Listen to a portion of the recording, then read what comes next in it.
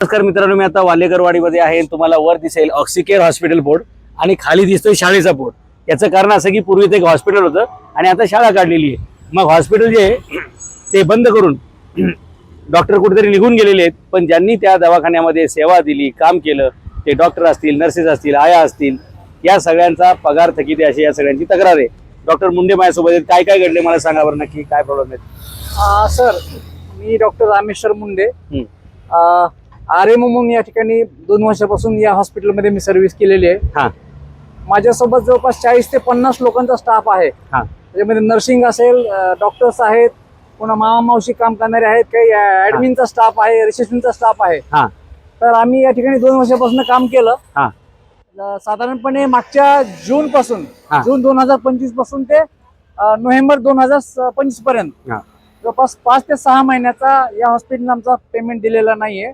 जवळपास 1 वर्षापासून माझा पीएफ सुद्धा हॉस्पिटलने भरलेला नाहीये. त्याचबरोबर डिपॉझिट पण दिलेलं नाहीये. आणि सुरुवातीला या हॉस्पिटलचे जे ओनर आहेत, मालक डॉक्टर शेखर गाडगे, यांनी सांगितलं की सध्या आमची फायनान्शियल कंडिशन सध्या माझी डाऊन आहे, तर मला काही दिवसाचा कालावधी द्या, मी पुढच्या महिन्यामध्ये पेमेंट करतो. असं करत करत जवळपास 5-6 महिने आम्हाला पेमेंट न देता आमच्याकडनं काम करून घेतलं. आणि अचानक 1 नोव्हेंबरला पुन्हा कसलीही नोटीस न देता, कुणालाही सूचना न देता, ऑन द स्पॉट हॉस्पिटलला लॉक लावलं आणि सगळ्या स्टाफला बेरोजगार केलं. आणि गेल्या 6 महिन्यापासून आमचा स्टाफ हा कुठेही सर्व्हिस नाही, कुणाला काही नाही, कुणाची दिवाळी म्हणजे साजरी झाली नाही, दसरा साजरा झाला नाही, सगळ्यांची आर्थिक अडचणी निर्माण झालेल्या आहेत. आणि हॉस्पिटल हे अचानक बंद करून ओनर हे गायब आहेत. त्यानंतर आम्हाला आमचा फोन घेत नाहीये, आमच्या मेसेजला काही रिप्लाय नाहीये, मीटिंग घेतलेली नाहीये. तर असं आम्हाला खोटं बोलून आमची फसवणूक झालेली आहे. तर आम्ही मग त्यानंतर पोलीस मध्ये कंप्लेंट दिली, लेबर ऑफिसला कंप्लेंट दिलेली आहे, पीएफ ऑफिसला कंप्लेंट दिलेली आहे. पुन्हा या भागाचे जे नेते आहेत, आमदार आहेत, खासदार आहेत, कॉर्पोरेशनचे महापौर आहेत, कलेक्टर आहेत, या सगळ्यांना निवेदन दिलं, लेखी निवेदन दिलं. सगळ्यांनी आम्हाला तोंडी आश्वासन दिलं की तुमच्यावर योग्य ते तुम्हाला आम्ही न्याय देऊ, या हॉस्पिटलला आम्ही कारवाई करू. परंतु आतापर्यंत 6 महिने झालं कुठलीही कारवाई झालेली नाही. त्यामुळे साहेब, आम्हाला आमचं असं मागणं आहे की आम्हाला तुम्ही न्याय द्यावा आणि ताबडतोब या हॉस्पिटलला काहीतरी कारवाई करून आमचं पेमेंट आणि वेतन जे आहे ते थकलेलं देण्यात यावं, असं आमचं म्हणणं आहे. संबंधित डॉक्टरांचं नाव काय? डॉक्टर शेखर गाडगे, या त्या हॉस्पिटलच्या मेट्रन होत्या, सुनीता बारसकर, त्या डॉक्टर विद्या क्षीरसागर, आणि ह्या 2 मावश्या आहेत. बाकी काही डॉक्टर्स पण आता वर्किंग काही येऊ शकलेले नाहीत. 50 लोकांचा स्टाफ आहे सर आता. ओके, म्हणजे 50 लोकांना अचानक एका रात्रीच बेरोजगार करून बेरोजगार मूळ डॉक्टर जे आहेत ते फरार आहेत. म्हणजे जे पेशंटला तपासतात त्यांनाच डॉक्टर करून हे मालक फरार झालेले आहेत. बरोबर. करूया तुमच्यासाठी जे काय करता येईल ते. आता हॉस्पिटलचं रूपांतर झालेलं आहे, सगळं आतलं साहित्य वगैरे त्यांनी हलवलेलं आहे. हॉस्पिटल साहित्य विकलेलं आहे आणि सगळं गायब झालेलं आहे. हॉस्पिटलचं रूपांतर शाळेत केलेलं आहे आणि डॉक्टरांनी मोठी शाळा केलेली आहे या सगळ्या लोकांबरोबर. तुम्हाला काय म्हणायचे डॉक्टर? थकीत पगार लवकरात लवकर आमच्या सर्वांचा भेटावा हीच अपेक्षा आहे.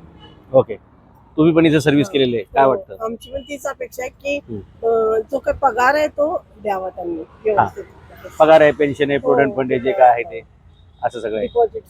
तुम्ही तर एकदम कष्टाचं काम इथं करता. म्हणजे आमची पण विचार आहे सर, इतर स्टाफ कोण टिकत नव्हतं तरी पण आम्ही एक नाही 16 तासाच्या 18 तासाच्या ड्युट्या केल्या तरी सुद्धा आम्हाला पेमेंट आहे. आमची पण विचार जेवढं काही आमचं किती राहील ना सुद्धा आमच्या त्यांनी द्यावं, बाकी आमची काही विचार नाही. ओके, कायदेशीर संविधानिक मार्गाने आपण लढा देऊ आणि ह्यांना नाव पोलीस आमचा FIR घ्यायला तयार नाहीयेत.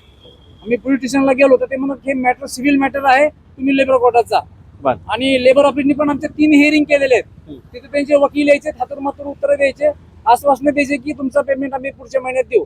पण पीएफ ऑफिसनी पण आम्हाला नंतर लेबर कोर्टात जायला सांगितलं. लेबर कोर्टमध्ये आपल्याला माहितच आहे की वर्षानुवर्ष केस चालत राहते आणि कर्मचाऱ्याला न्याय मिळत नाहीये. त्यामुळे आमचं म्हणणं असं की FIR आमचा घेतला पाहिजे. सांगत होते की आम्ही पेमेंट करणार पण त्यांनी शेवटी त्या हॉस्पिटल सगळं दुरुस्त केलं, पण त्यांनी आमची काय पेमेंट केली नाही.